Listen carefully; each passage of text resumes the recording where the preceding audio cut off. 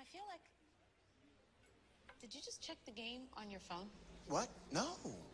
What am I, like some kind of summoner who can just summon footage to his phone like that? Come on. I guess I'm just a little oversensitive. It's just that you and Yes. Only AT&T's network lets your iPhone download 3 times faster. AT&T.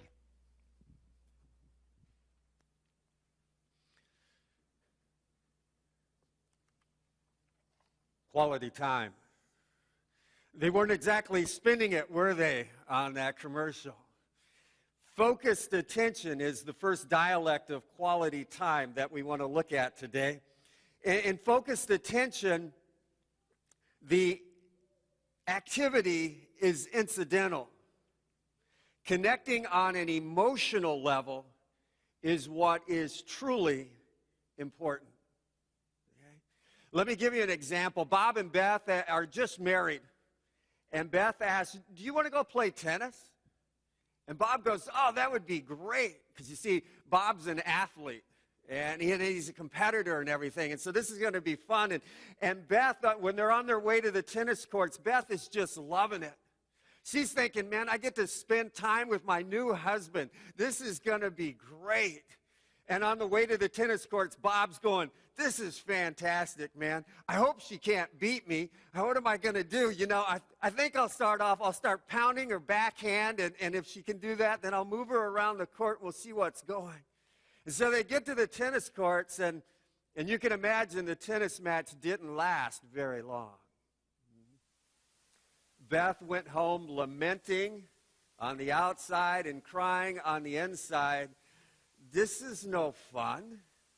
You didn't hit the ball to me.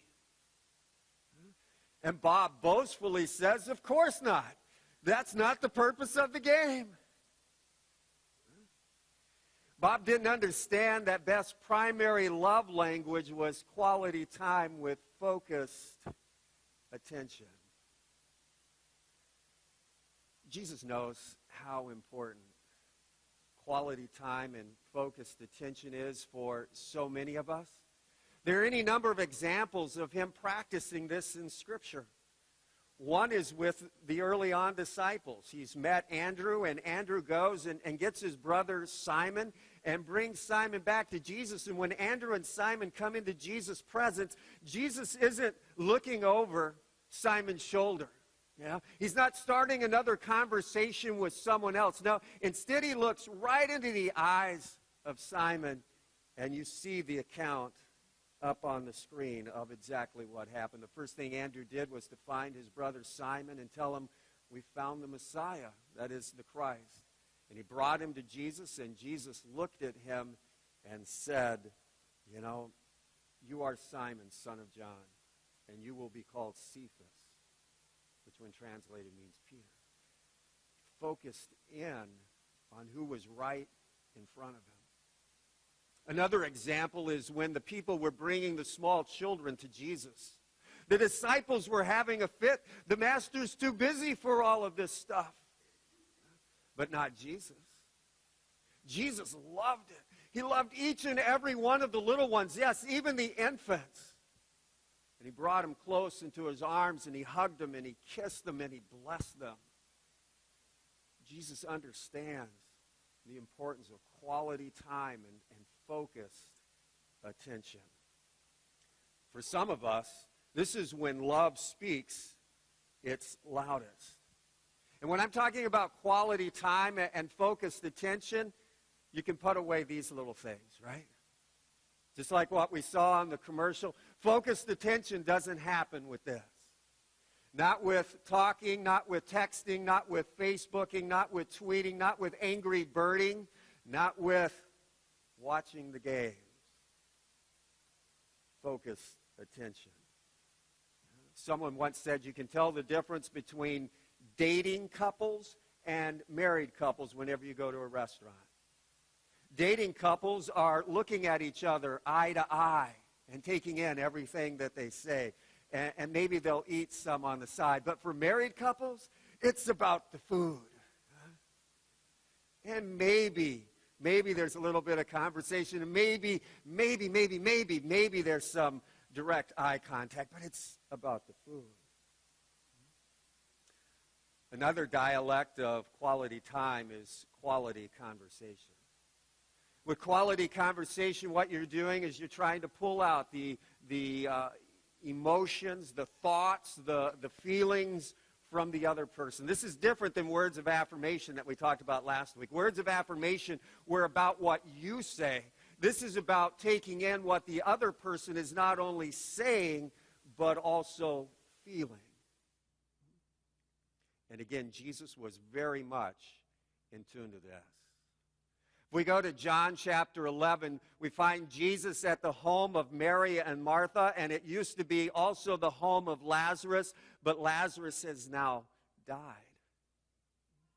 And Jesus is listening to Martha speak, and as she's talking, Jesus is taking it in. He's pulling out her expressions, her emotions, her feelings, what she's really thinking, and she's really hurt. She's really distressed. She has a ton of grief. Her heart is heavy, and it so touches Jesus. He so relates to this. He has so much involved in this that Scripture simply says of Jesus that he wept as well. That Jesus wept. Quality conversation. People often don't want our advice when we're talking with them. They just want to know that they're being heard and that they're being understood. So often, I and those like me want to offer advice, want to offer a solution. But instead, the person just wants to be understood and know that their feelings are being met. In Scripture we learn, and from our own life we learn, when we look in the mirror, God gave us 2 ears and 1 mouth. Use accordingly. Another example of quality time is learning to talk or self-revelation. Beth says of her husband, they've been married 5 years now, I just don't know Bob. He doesn't talk. I don't know what he's feeling. I don't know what he's thinking. He just won't say anything. Beth is desiring intimacy from her husband. We have to learn how to talk and self-reveal. Again, Jesus knew all about this and understood it in a very real and deep way. We find that again, same chapter, John chapter 11,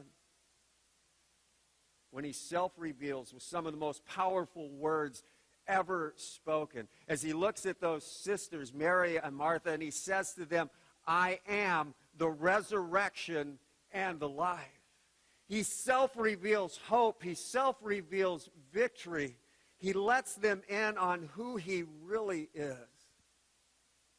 And if we go just a few verses later, we show that he self-reveals not only by word but by action. As he comes to the tomb of Lazarus, and he says, Lazarus, come out. And Lazarus comes out. And any number of commentators have said how important it was that Jesus said the very words that he said. That he said, Lazarus, come out. Because if Jesus would have just said, come out, since he's the resurrection and the life, if he would have just said, come out, everybody who ever died ever before in the past would have come out of their tombs. Because he is the resurrection and the life. He has power over life and death. Now, self-revelation doesn't always come easy for some of us.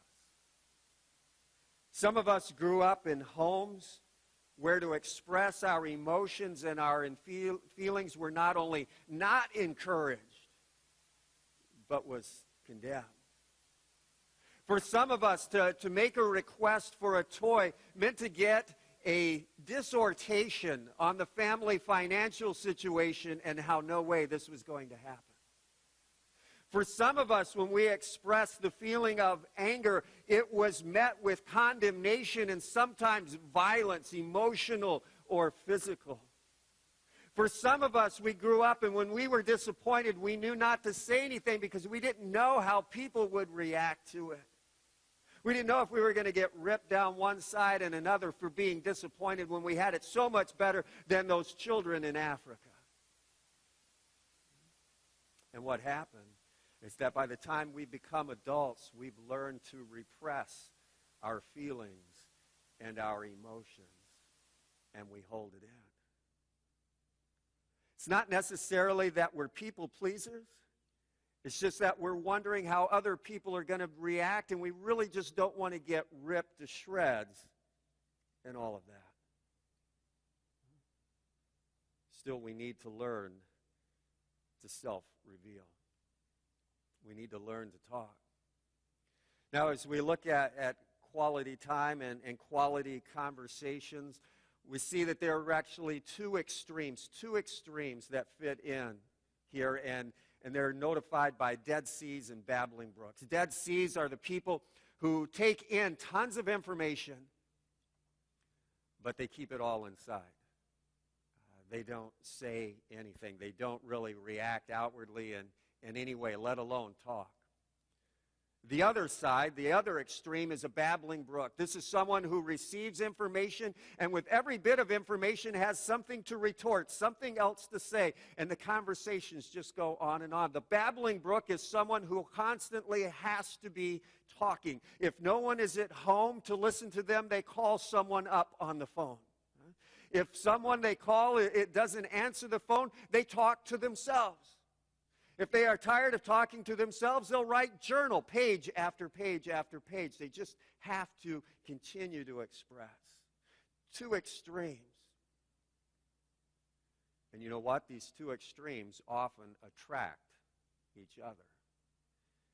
Dead Sea people and babbling brook people usually, or they attract and they do get married. And it makes sense, right? Because the Dead Sea person doesn't know how to start a conversation, doesn't know what to say. And the babbling brook can talk to the wall.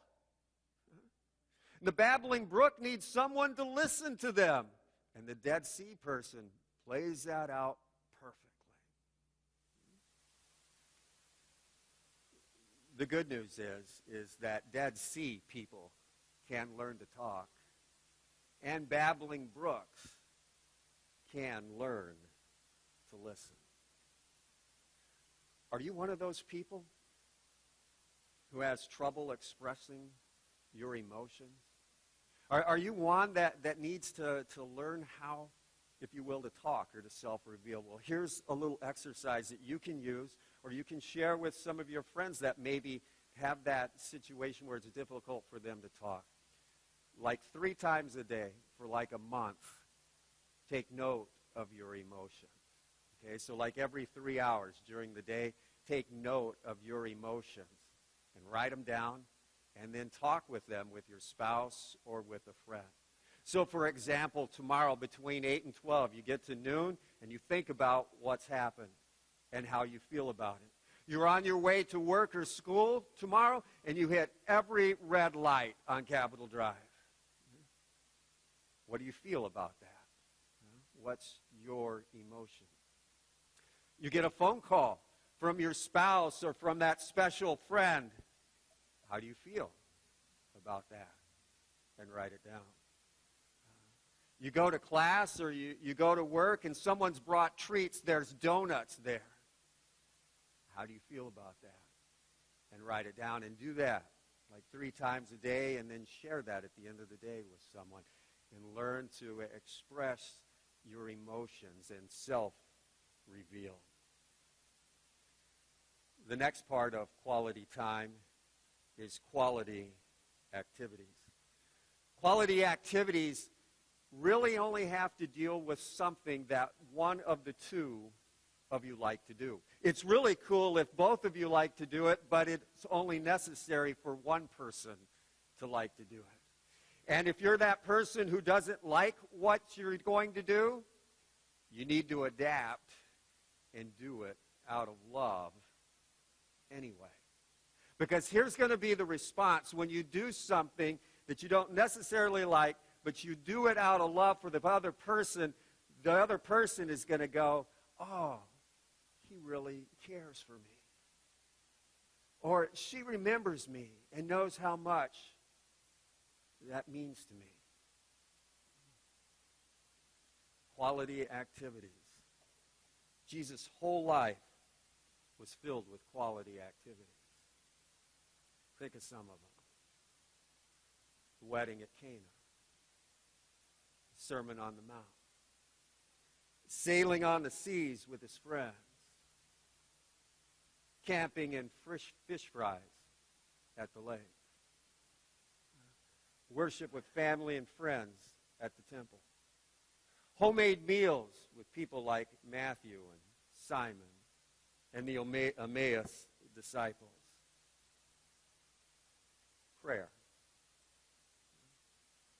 His life was filled with quality activities on behalf of and with and for others.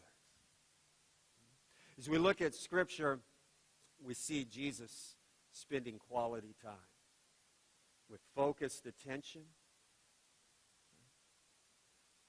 with quality conversations, self-revealing, and through quality activities. But I want you to know you find it not just in the Bible. You find it in your own life as well. Jesus is intimately focused in on you every second of every day. Jesus is not just focused in on you, but he's focused in on your emotions and your feelings. And he understands, and it all touches him deeply. Some of them is his heart's pouring out with you. Others of them with you, he is rejoicing greatly with you. Jesus self-reveals himself to us through other Christian brothers and sisters, through word and sacrament. And he lets us know that through thick and thin, he's with us through thick and thin. All of our activities. Whether we're here in worship, whether we're out on the basketball court, whether we're shopping, whether we're sewing, whether we're doing home repairs, whatever. Jesus is right there. He says, never will I leave you. Never will I forsake you. Jesus' story and our story intimately connect and intersect at the cross. Quality time. The question I have for us is, what does our quality time with God look like?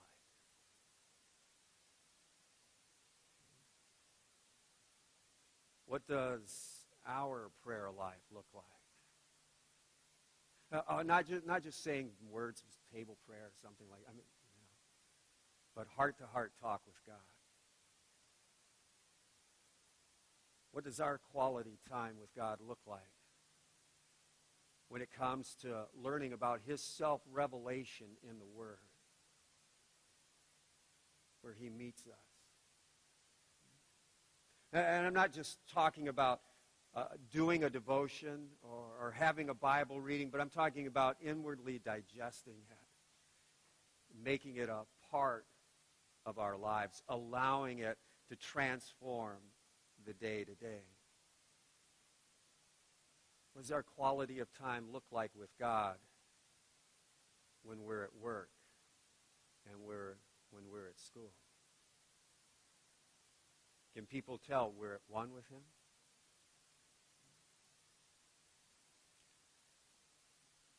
Paula, our administrator and secretary here, her quality of time with God, one of the examples of it is she reads a chapter of the Bible a day.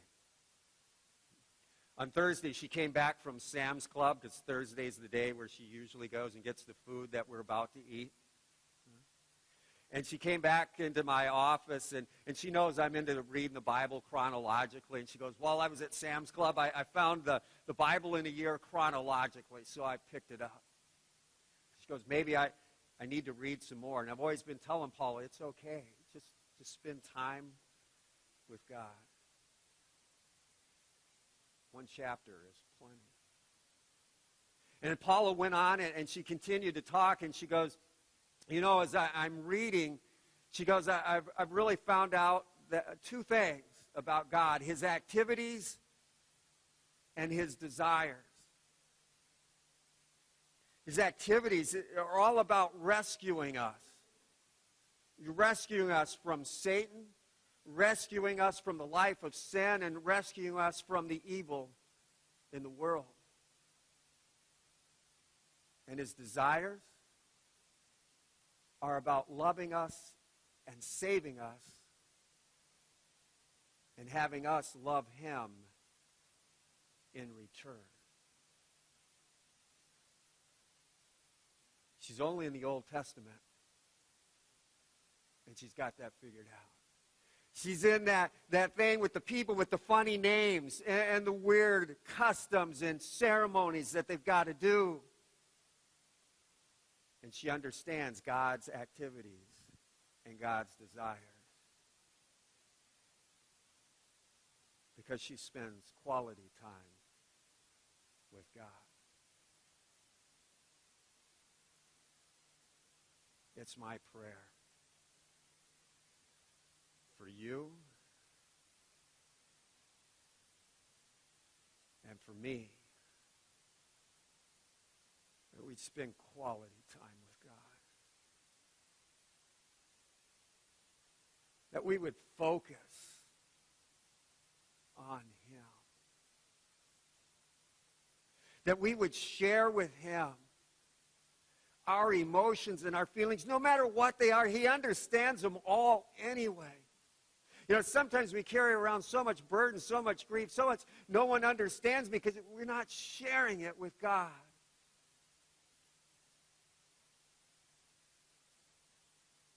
Pray that we would praise him. That we would honor him and glorify him and lift up his name in our lives.